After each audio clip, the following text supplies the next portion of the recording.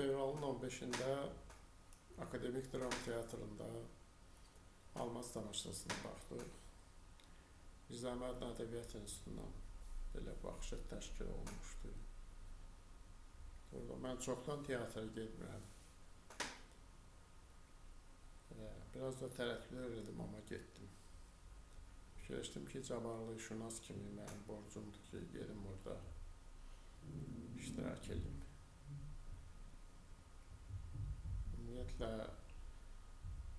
mən akademik teatrdan müəyyən şeylərə görə gileylərim vardı. Bu gileylər də oyuna əlaqədardır ki, bu teatr Cəfər Cabbarlının teatrıdır. Amma repertuarda Cəfər Cabbarlı orada demək olar ki, yoxdur. Olanda da bir tamaşa olur. Ümumiyyətlə, akademik teatr klassiklərə çox az müraciət edir. Cavan, vəzifəli, maddi imkanlı, məmur müəlliflərə daha çox üstünlük verir. Amma mən yenə də Cəfərə görə bu tamaşaya getdim. Baxdım. Getməmiş dedilər ki, Azərpaşa Neymətov quruluş verir. O ciddi adamdır, yəni ki, yaşı elə yaşdadır ki, onun teatr görüşləri, Azərbaycan ədəbiyyatının münasibəti, yəqin Cəfər Cabbarlıya münasibəti də hamısı gəlib yetkin bir səviyyəyə çatıb və ondan yaxşı bir şey gözləməyə dəyərdi. Və düzü tamaşaya baxdım. Birinci, yəni ki, əsərin yozumu haqqında desəm, birinci, əlbəttə, hamını maraqlandırırdı. Mənə də birinci bu maraqlandırırdı ki, nə olacaq? Çünki tamaşa başlanmış bir tüstü gəldi. Sonra dedilər ki, indi qalxoz gələcək. Amma qəribə idi ki, tamaşa orada axıra çatdı və bir dəfə də qalxoz sözü orada işlənmədi.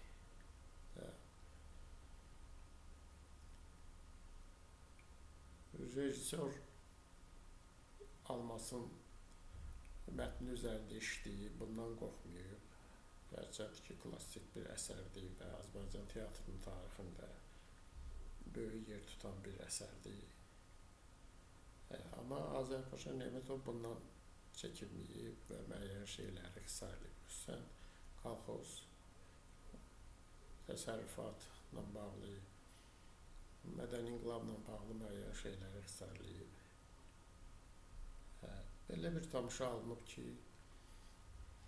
bu ümumiyyətlə şəxsiyyət və cəmiyyət mövzusunda, yəni Almaz elə Cəfərin də əsərində, mətnində, piyesinin öz mətnində Almaz bir idealist müəllimədir, kənd müəllimidir, idealist bir Azərbaycan qadınıdır.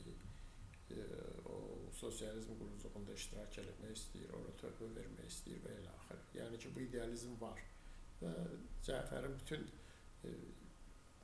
iri qəhrəmanlarında, müsbət qəhrəmanlarında bu idealizm var.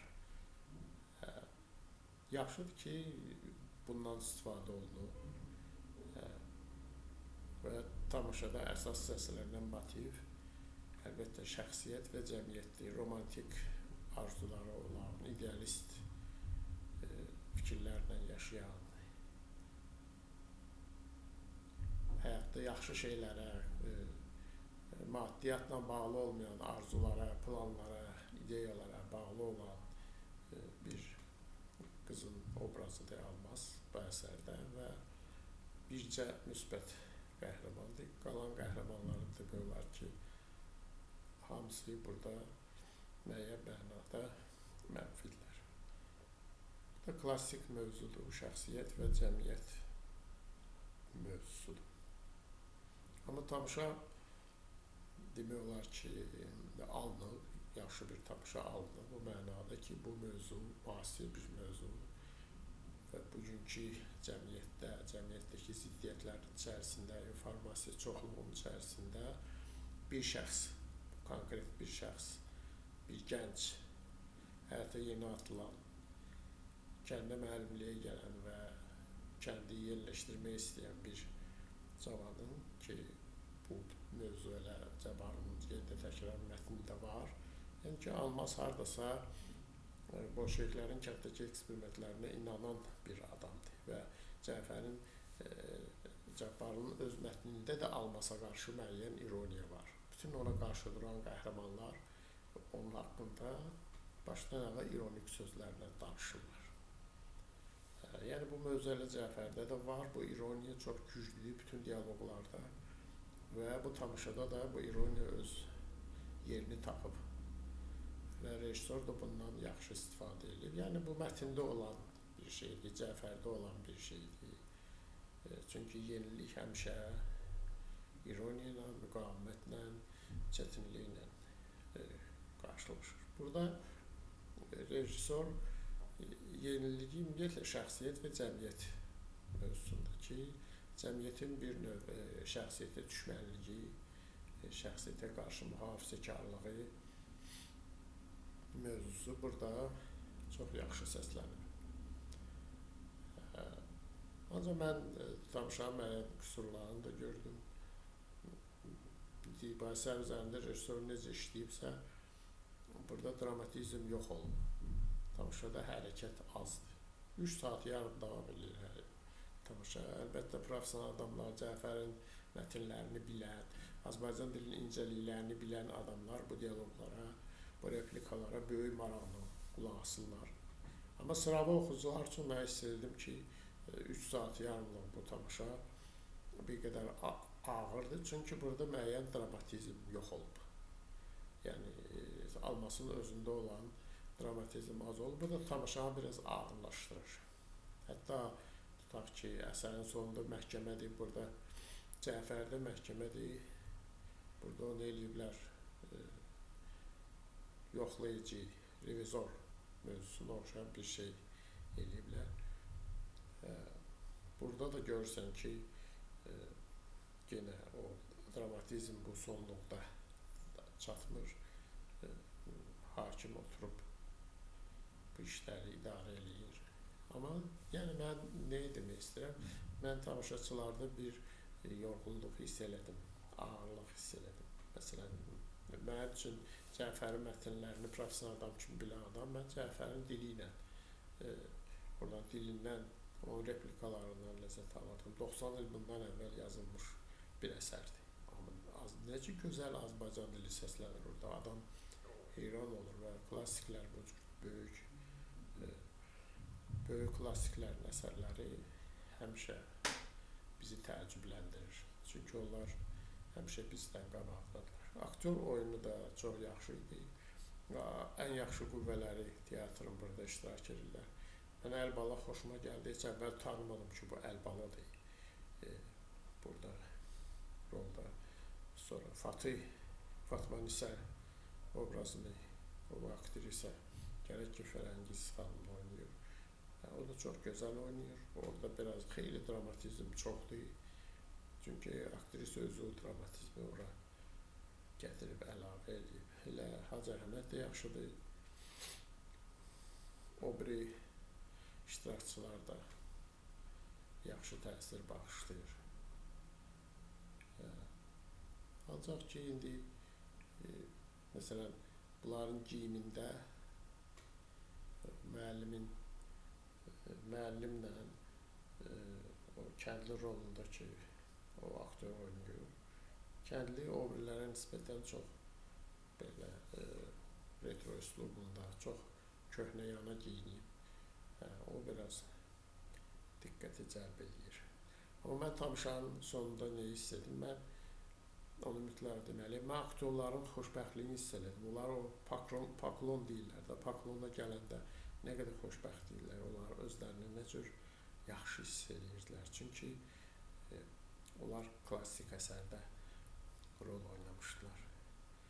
Və teatrı xilas edən bir şeydir. Mən əlbəttə Cəfər Cabbarlının tamaşalarının, pyeslərinin daha doğrusu rejissorlar tərəfindən kəsilməsinin, doğranmasının heç vaxt tərəfdarı deyiləm. Amma bu tamaşanı mən müdafiə edirəm.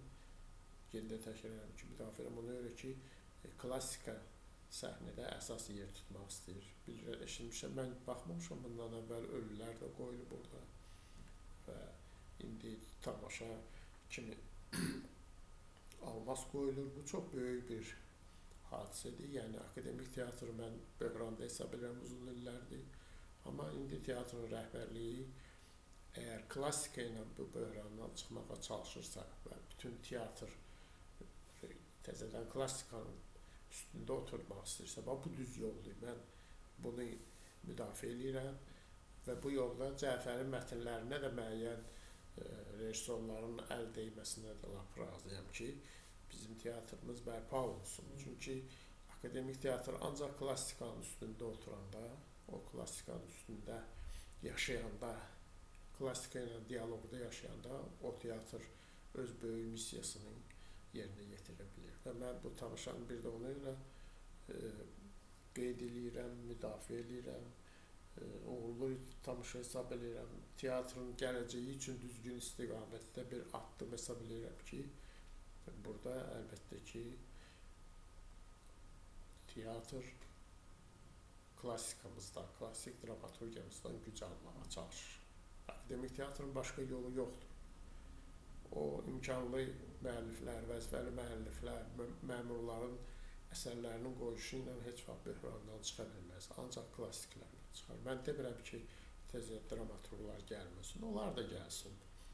Ancaq o baza yerində olandan sonra həmişə Cabbarlı, Cavid, Mirzə Cəlil, Haqverdiyev, bunlar teatrın repertuarında əsas yer tutanda ikinci dərəcəli cavan müəlliflər də gələ bilər, yaxşı əsərlər də qoyula bilər. Amma əsas odur ki, aktyorlar özlərini aktyor hiss edir.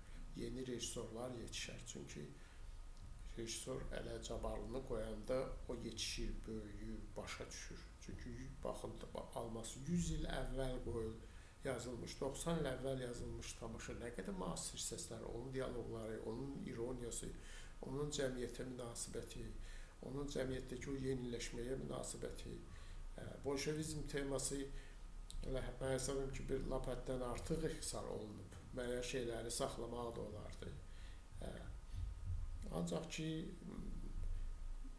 bu şəkildə də, yəni ki, mən bu tamaşanı uğurlu hesab edirəm. Ona görə ki, bu bizim teatrımızı xilas edir və bizim üçün də yol açır ki, biz teatrı hərdən gedək, orada klassiklərin əsərlərini görək, bu klassikin tədqiqatçılarını da görək, onun üzərində çalışanları da görək. Çünki klassika ilə dialoq bu hələ bütün mədəniyyəti yaşadan bir şeydir, teatrı da yaşadan şeydir. Mən hesab edirəm ki, bu tamaşa münasibəti ilə akademik teatra uğurlar arzulamaq olar, o cümlədən Azərpaşa Nemətova.